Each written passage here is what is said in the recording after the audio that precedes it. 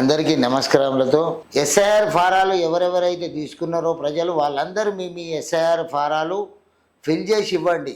మరి ఇప్పటి వరకు 50% ఫామ్లు చేరవేయబడ్డాయి. మిగతా వాళ్ళందరూ ఫోన్లు చేసినా తెచ్చియడం లేదు. బిఎల్ఓలు బిఎల్ఏలు పరేషాన్లు ఉన్నారు. మీ ఇంటికి తిరిగిన అందుబాటులో లేరు. ఫోన్ చేసినప్పుడు మీరు అందుబాటులోకి రండి, వాళ్ళకు తెచ్చి ఇవ్వండి ఫాములు.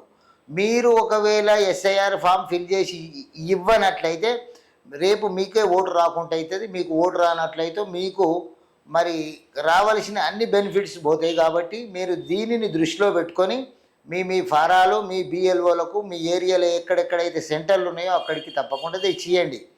మరియు ప్రజలు రేపు 3వ తారీఖు నాడు ఎస్ఐఆర్ కాలం అయిపోయిన తర్వాత ఎవరెవరికైతే నోటీసులు వస్తాయో వాళ్ళు మరి రెసిడెన్షియల్ ఇన్కమ్ వాళ్ళకు సంబంధించిన సర్టిఫికెట్లు అడుగుతారు. కాబట్టి దయచేసి ప్రజలందరూ ఎవరెవరికైతే డౌట్లు ఉన్నాయో, ఎవరెవరైతే 2002లో లింకేజ్ లేదో వాళ్ళందరూ నివాస ధృవీకరణ పత్రాలు మరియు డేట్ ఆఫ్ బర్త్ సర్టిఫికెట్లు తప్పకుండా చేయించుకోండి.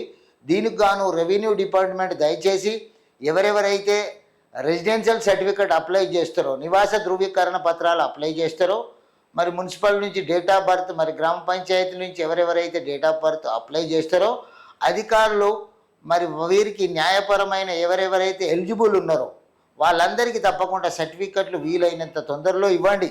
3వ తారీఖు తర్వాత ఎవరెవరైతే పేర్లు అయితే నమోదైనాయో లిస్టులో వచ్చినాయో పర్వాలేదు, రాని వాళ్ళందరికీ నోటీసులు వస్తాయి. కాబట్టి ప్రజలు దీని మీద దృష్టి సారించి మీరు నివాస సర్టిఫికెట్లు, డేట్ ఆఫ్ బర్త్ సర్టిఫికెట్లు, మీకు సంబంధించిన ఏ కాగితాలు ఉన్నాయో అవన్నీ సరిచూసి పెట్టుకోండి. రేపు ఇచ్చి మీ ఓటును కాపాడుకునే అవకాశం ఉన్నది. ఇట్లు మీ శ్రేయోభిలాషి సమద్.